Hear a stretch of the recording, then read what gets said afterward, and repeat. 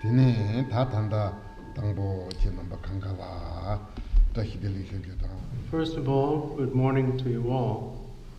From among the four Dharmas of Lord Gampopa, we are going to study the fourth, which is grant your blessings so that for myself and all sentient beings, bewilderment arise as wisdom.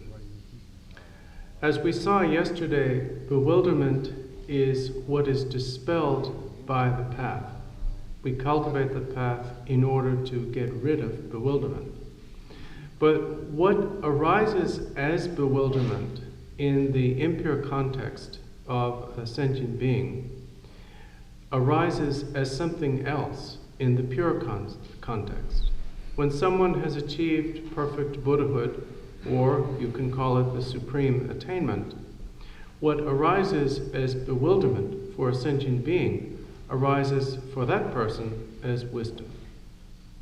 To understand this, it may help to remember that in a sentient being, bewilderment consists of the 8 types of consciousness. These 8 consciousnesses can be, first of all, divided into 2 types, what are called stable or constant consciousnesses and unstable or fluctuating consciousnesses. The first, stable or constant consciousnesses, consists of 2, the all-basis consciousness and the consciousness which is mental affliction. The all-basis in particular is the root of all consciousnesses. It is that which collects all of the pure and impure seeds. Now, the nature of the all-basis consciousness has from the very beginning been empty and at the same time lucidity. But the all-basis consciousness in its impure state does not recognize its own lucidity. It does not recognize itself. If and when the all-basis consciousness recognizes itself, it becomes pure wisdom. But as long as it does not recognize itself, it is the all-basis consciousness. And this absence of self-recognition is the starting point of ignorance and the basis for the all-basis consciousness's function of collecting seeds. Now, as this absence of self-recognition becomes more and more intense and more vivid, it becomes a fixation on self and fixation on other. The fundamental fixation on the self is the 7th consciousness, the consciousness which is mental affliction. Now, in general, when we talk about self-fixation, we are talking about 2 different things. One type of self-fixation consists of conscious thoughts, for example, the thought of I or me. This is not a function of the 7th consciousness, but is a function of the 6th consciousness, the mental consciousness. The self-fixation that is the function of the 7th consciousness is a constant and subtle fixation on the self that lasts until one achieves the highest levels and finally Buddhahood. It is present, unfluctuating, even during the lower levels of the Bodhisattva path. That is why the 7th consciousness is called a stable or constant consciousness. And then, as the bewilderment further intensifies and becomes coarser, out of it develop the 6 consciousnesses as well. The 6 consciousnesses are called unstable, inconstant, or fluctuating because they're not always functioning. They function under certain conditions, and when those conditions are not present, do not arise. So because they are not always functioning, they are called unstable or fluctuating. Now, the 6 consciousnesses can be divided into 2 categories: non-conceptual consciousnesses and conceptual consciousnesses. Generally speaking, most commonly, the 5 sense consciousnesses are said to be non-conceptual. And they're said to be non-conceptual because they cannot think about what they experience. The I consciousness sees forms, but does not appraise them. The ear consciousness hears sounds. The nose consciousness smells smells. The tongue consciousness tastes tastes. And the body consciousness feels tactile sensations. But in none of these cases do any of these five sense consciousnesses themselves engage in the conceptualization of what they experience. So therefore, in general, we call them non-conceptual consciousnesses. And in doing so, we are following the tradition of valid cognition, in which it is taught that the five sense consciousnesses are non-conceptual, and the sixth consciousness, the mental consciousness, is conceptual. However, in the Abhidharma, it is taught that the five sense consciousnesses are also conceptual. And this is because of a different definition, or a more specific definition of conceptuality here. In the Abhidharma, the two levels of conceptuality are distinguished. One is a primary, basic, or coarse level, which is called, well, generally, Tokpa would be called Sayurve, Sayomarawa.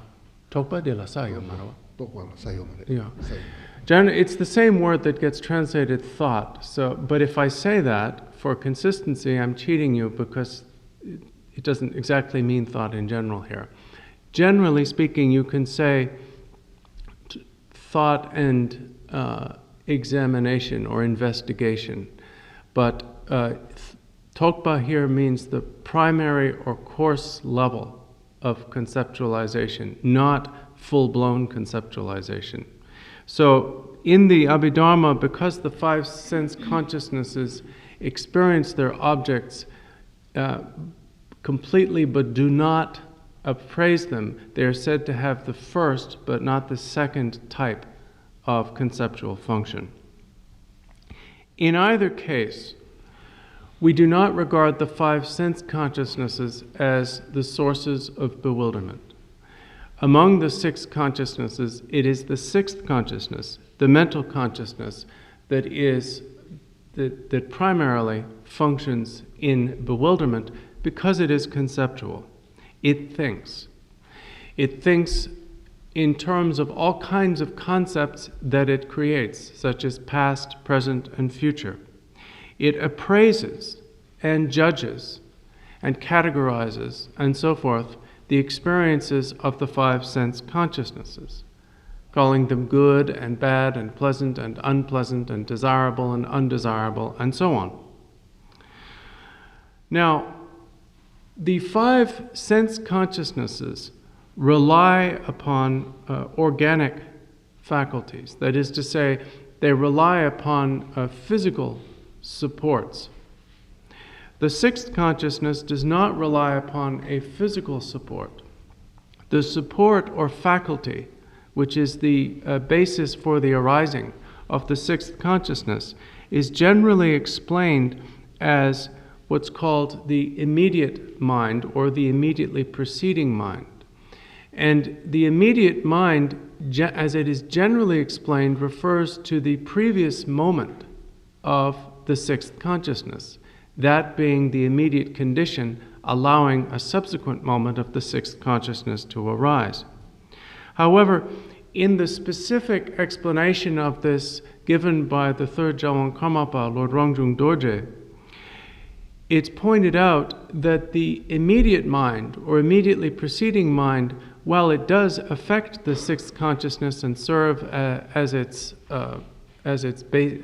base faculty in this way, is not part of the sixth consciousness, it is part of the seventh. According to Lord Rongjung Dorje, the seventh consciousness, the consciousness which is mental affliction, has two aspects or parts. One is an inward directed one, which is what we normally refer to as the seventh consciousness, the self-fixation.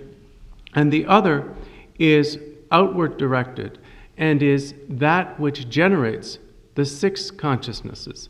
And therefore, that outward directed aspect of the seventh consciousness is, according to that presentation, the immediate mind, which serves as the faculty on which the sixth consciousness is based. In this way, through the functioning of the eight consciousnesses, our bewilderment arises as the experience and perception of mundane appearances.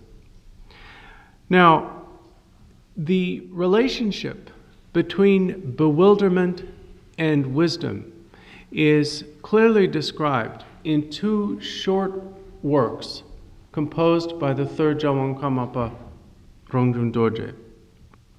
These are called Distinguishing Between Consciousness and Wisdom, and, that's one, and a treatise on Buddha nature.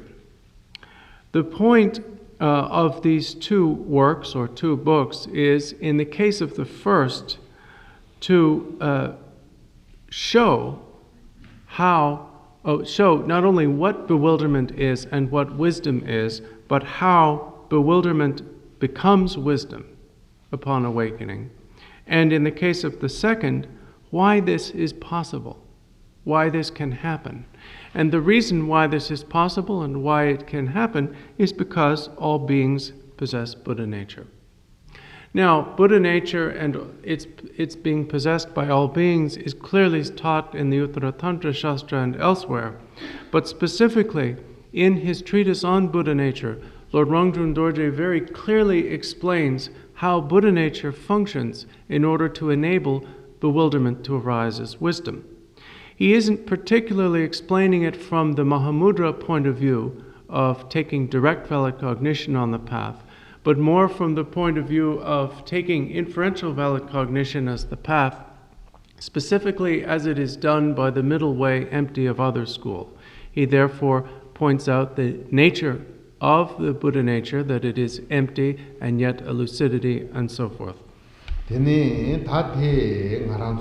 Among the eight consciousnesses, which are the ones that we use in the practices of tranquility and insight? First of all, we do not meditate with the five sense consciousnesses because they are more or less non-conceptual. They are ignorant, as they are a function of ignorance, and therefore they are finally to be abandoned. But they do not themselves generate coarse fixation, so therefore they are not that which performs the meditation. They are allowed to function naturally as the unceasing appearances of the five senses. Now, in the case of tranquility or shine meditation in particular, what is done involves especially the eighth and the sixth consciousnesses. The eighth consciousness can be regarded as an unceasing mere cognitive lucidity. In the practice of tranquility, what you are doing is allowing the thoughts generated by the sixth consciousness, which are like waves appearing on the surface of the ocean that is the eighth consciousness. You are allowing these thoughts to subside or be pacified back into the eighth consciousness. And you do this through the various tranquility practices, those involving supports, those without supports, and so on. And when through the relaxation of the mind, these thoughts are pacified, the waves of the sixth consciousness's conceptualizations subside or are pacified into the eighth consciousness. This is the achievement of tranquility. As long as these waves of thought are not pacified, they will obstruct the development of any kind of samadhi. When they are pacified, the all-basis consciousness is in a position or a state where it is possible for it to recognize itself, which is insight. It is possible for the eighth consciousness, the all-basis, to recognize itself because it is an unceasing cognitive lucidity. when that unceasing cognitive lucidity remains present in the absence of the disturbance or waves of thought, then it can be brought to experience its own emptiness. Now, usually our all-basis consciousness is disturbed by the sixth consciousness, so that our mind as a whole is primarily outward directed. It is turned away from itself by the disturbance of thoughts and concepts. And this is one of the things that the waves of thought of the sixth consciousness do. The instruction here is, by being free of that disturbance, to allow the mind to look at itself rather than being directed away from itself.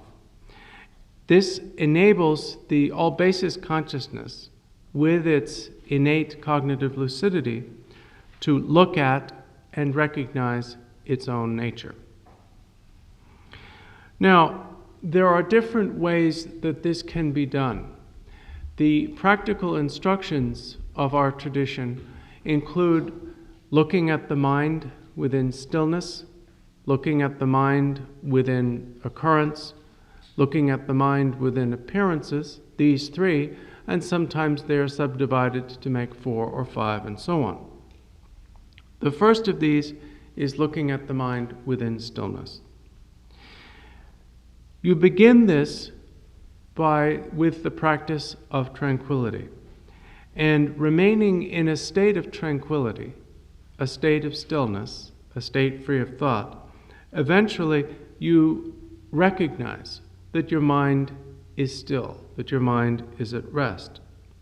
And you can recognize this because of the lucidity, which is a natural quality of your mind.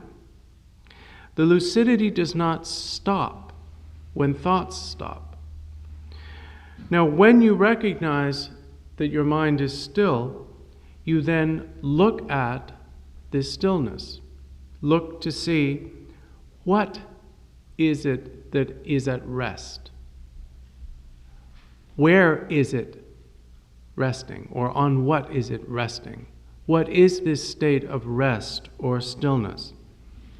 What are the characteristics of that which is still, and so on? As you observe the mind in these ways and in that context, you don't find anything or any inherent characteristic. But you also don't discover a nothingness, because the mind's lucidity, the mind's cognitive capacity continues. So that although there is nothing to be found or discovered as a characteristic per se, the mind is still lucid. Now, in this practice, you are not determining this through analysis. The examination of the mind here is not logical analysis, as in the practice of inferential valid cognition. It is direct observation.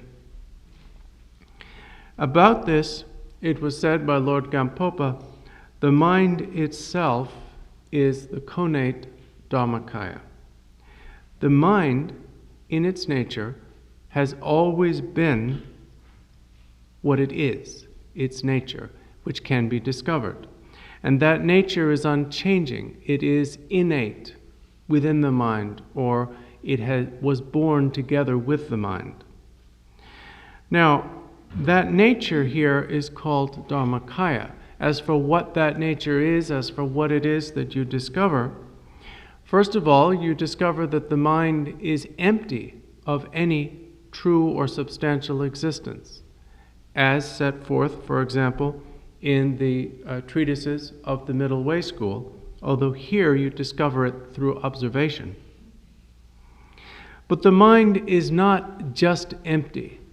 It is not nothing, because it also has cognitive lucidity. And the cognitive lucidity of the mind is what is expounded, for example, in the 10 topics of the Uttara Tantra Shastra and so on. So this nature of your mind, this emptiness that is inseparable from the mind's very lucidity, is what here is called the Dharmakaya. And this is what is discovered when you look at the mind within stillness. Nevertheless, when you practice, sometimes thoughts will arise. And when thoughts arise, you look at the mind within thought, or within the occurrence of thought. When you recognize that a thought has arisen, then you examine it, you observe it. Where has the thought arisen? From where did it come? When the thought is no longer present, where does it go, or where has it gone? What is a thought? What is its shape? What is its color? And so forth. Again, looking for all of these characteristics, you do not find any one of them. About this, the fathers and sons of Lord Gampopa's lineage have said, thoughts are the display of the connate Dharmakaya. This means that because thoughts are the display of the mind itself, they partake of the mind's nature. When you recognize the nature of thoughts, you therefore recognize the nature of mind.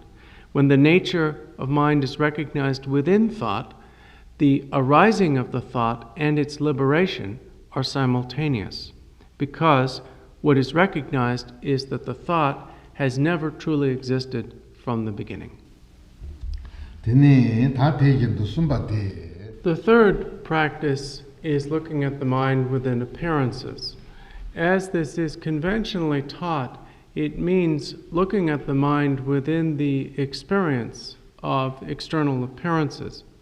Nevertheless, this is quite difficult for beginners to do. Therefore, this third technique can also be practiced as looking at the mind within the appearances or experiences of the sixth consciousness.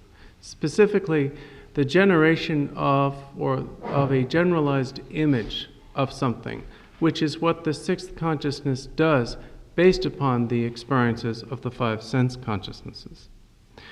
When you look at a generalized image within the sixth consciousness, that generalized image being a function of the sixth consciousness, it is obviously inseparable from the mind that generates it. When you look at it, you see that when it is not examined, it seems to be an actual appearance or event, something you can definitely experience with your mind. But when examined, you see that it has no true existence. It is something that appears to you, that you experience, that yet lacks any true existence whatsoever. About this, Lord Gampopa and his lineage have said, appearances are the light of the connate Dharmakaya. Now here, when it said Lord Gampopa and the fathers and sons of his lineage, these three statements are considered, in the case of some of them, the words of Gampopa, and in the case of some of them, come from his nephew, Dagpo Tsutren Nyingpo, and they were repeated, of course, by Dagpo Teshe Namjal in his writings. These three statements describe these three techniques in the order in which they're usually given. They are, the mind itself is connate Dharmakaya, appearances are the light of connate Dharmakaya, and thoughts are the display of connate Dharmakaya. So these are the ways in which we meditate. And this is done again, as Lord Milarepa said in his song, lucidity, non-conceptuality, and absence of distraction are the summary of, or a summary of meditation. Through meditating in that way, in both the practices of tranquility and insight, first of all, through tranquility, the waves of the sixth consciousness are pacified, and then, in the practice of insight, the all-basis consciousness is brought to look at and eventually recognize itself. Now, you might have a doubt about this. You might think, is not the assertion that the practice of insight consists of the all-basis consciousness recognizing its own nature, is not this tantamount to an assertion of the mind-only school? It is quite different. A distinction must be made between the mind-only school's view, including its view of the eighth consciousness, and that of the Middle Way school in general, and the Mahamudra in particular. The mind-only school views the most fundamental consciousness as something that is truly existent. Therefore, about this, the great Abbot Shantarakshita, in his Ornament to the Middle Way, wrote, "Their view is very good, but it is also very far from the truth of things." This is a very good view in that it does promote all kinds of virtue, but it is not the final view. According to the Middle Way school, the nature of all things, the nature of all phenomena, is not consciousness, but emptiness. Now, within the Middle Way school, we can distinguish between the two ways in which this view is gained. If this view is ascertained through inferential valid cognition, as is the case with the Middle Way school in general, we call that the Middle Way. And when it is ascertained through direct observation, direct valid cognition, that is Mahamudra.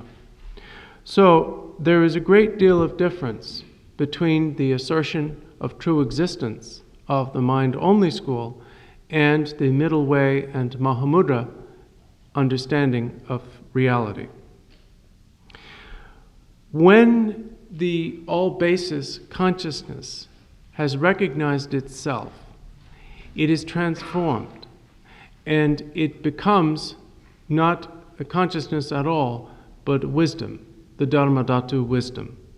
So the all-basis consciousness is the mind in a state of bewilderment, and when the bewilderment is no longer present, that changes into the wisdom of the Dharmadhatu. When, through the recognition by the all-basis consciousness of its own nature, a bewilderment is abandoned and the all-basis consciousness is transformed into the wisdom of the Dharmadhatu, then the seventh consciousness, the consciousness which is mental affliction, is abandoned. And the bewilderment of the seventh consciousness consists of fixation on self and other. So when that bewilderment is abandoned, the wisdom that arises from its transformation is the wisdom of sameness or equality, such as, for example, the equality or sameness of self and other. The aspect of the seventh consciousness that serves as the faculty for the emergence of the sixth, the immediate mind or immediately preceding mind, when it is purified, becomes the mirror-like wisdom. Now, the immediate mind in the bewildered state is something like the root of bewilderment, because it is the condition for the arising of the coarse sixth consciousness and so on. When bewilderment having been uprooted or removed, it is transformed into the mirror-like wisdom, because it is a cognition that experiences appearances as mere appearances, empty of true existence, and therefore that experience in cognition is like a mirror. The sixth consciousness itself is transformed into the discriminating wisdom. Now, the sixth consciousness in the bewildered state, of course, is what produces coarse thoughts and therefore very strong or intense bewilderment. the wisdom that arises from its transformation is the cognition's capacity for full and precise discrimination among phenomena, and therefore it is the discriminating wisdom.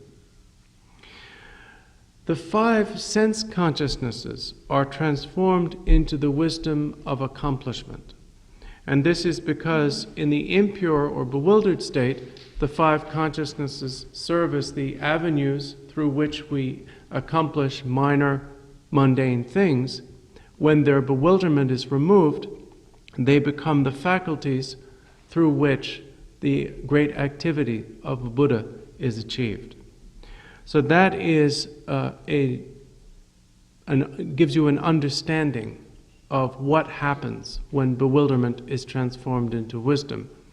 With regard to the correlation between the 5 wisdoms and the 2 wisdoms, sometimes Buddhas are said to have the wisdom which knows what there is, or which knows how things are, or the nature of things, and the wisdom which knows what there is, or the variety of things.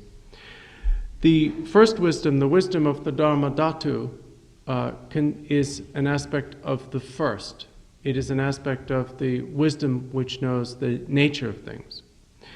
The mirror-like wisdom and the wisdom of sameness are both. They are both the wisdom which knows the nature of things and the wisdom which knows the variety of things. The 2 other wisdoms, the discriminating wisdom and the wisdom of accomplishment, are aspects of the wisdom which knows the variety of things. As this is our final session, I'm going to stop here for this morning a few minutes early, because no doubt many of you have planes to catch, trains to catch, buses to catch, and so on. And I don't want you to have any difficulty in catching your planes, trains, or buses, so therefore we'll stop a little early.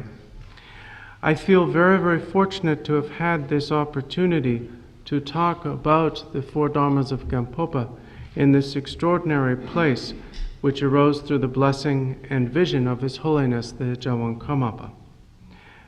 Speaking of this here, and having the opportunity to speak of this here, in this place which really embodies His Holiness's vision, I feel I have to thank all of you for giving me this opportunity.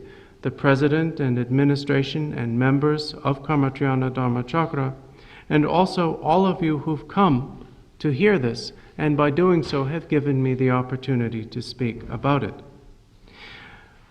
As well, while I don't feel that I possess any particular blessing or power, I am confident that what I have explained bears the blessing of the root and lineage gurus, and therefore I am quite confident that it will prove to be of great benefit to all of you in the future.